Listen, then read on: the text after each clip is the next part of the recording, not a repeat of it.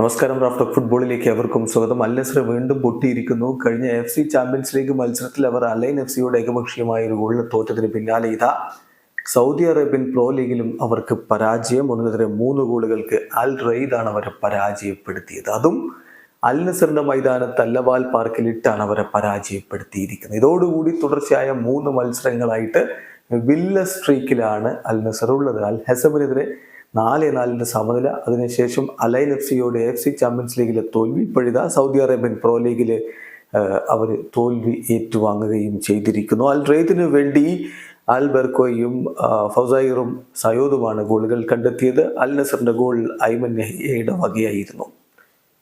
മത്സരത്തിൽ അൽ നസറിന്റെ മുന്നേറ്റങ്ങൾ നയിച്ചുകൊണ്ട് Cristiano Ronaldo, അദ്ദേഹത്തോടൊപ്പം സാദിയോ മാനെ, ഐമൻ യഹിയ തുടങ്ങിയവരൊക്കെ അണിനിരക്കുകയുണ്ടായി. മധ്യനിരയിൽ ബ്രസോവിച്ച് ഉണ്ടായിരുന്നു, ഡിഫൻസിൽ ലാപ്പോർട്ടും ടെല്ലസും ഉണ്ടായിരുന്നു, ഗോൾ കീപ്പറായിട്ട് ഓസ്പിന ഉണ്ടായിരുന്നു.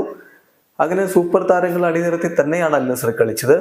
പക്ഷേ 18ാമത്തെ മിനിറ്റില് എൽ ബെർക്കോയിലൂടെ അൽ റിയാദ് മുന്നിലെത്തുന്നു. 24ാമത്തെ മിനിറ്റിൽ ഐമൻ യഹിയ അതിന് മറുപടി കൊടുത്തെങ്കിലും 46ാമത്തെ മിനിറ്റില് ഫൊസൈറും 87ാമത്തെ മിനിറ്റില് സയോദും ഗോളടിച്ചതോടെ 1-3 ഗോളുകളുടെ വമ്പൻ പരാജയം തന്നെ അൽ നസർ സ്വന്തം ഗ്രൗണ്ടിൽ ഏറ്റുവാങ്ങിയിരിക്കുകയാണ്. ഈ പരാജയത്തോടുകൂടി അൽ നസർ അൽ ഹിലാലുമായിട്ടുള്ള ആ ഒരു വ്യത്യാസം കൂടുതൽ വർദ്ധിക്കാനുള്ള സാധ്യതയുണ്ട്. ഇപ്പൊ 23 കളികളിൽ നിന്ന് 53 പോയിന്റാണ് അൽ നസറിന്. അൽ ഹിലാലിന് 22 കളിയിൽ നിന്ന് 62 പോയിന്റാണ്. ഇപ്പൊ 9 പോയിന്റ് വ്യത്യാസമേ ഉള്ളെങ്കിലും 9 പോയിന്റ് വ്യത്യാസമുണ്ട്. അത് കഴിഞ്ഞ മാച്ച് വീക്ക് കഴിയുമ്പോൾ അങ്ങനെയുണ്ട്. പക്ഷെ അത് വർദ്ധിക്കാൻ പോവുകയാണ്. അൽ ഹിലാല് ഒരു കളി കുറച്ചാണ് കളിച്ചിരിക്കുന്നത്. ഇന്ന് അവർക്ക് അൽ റിയാദുമായിട്ടുള്ള കളിയുണ്ട്.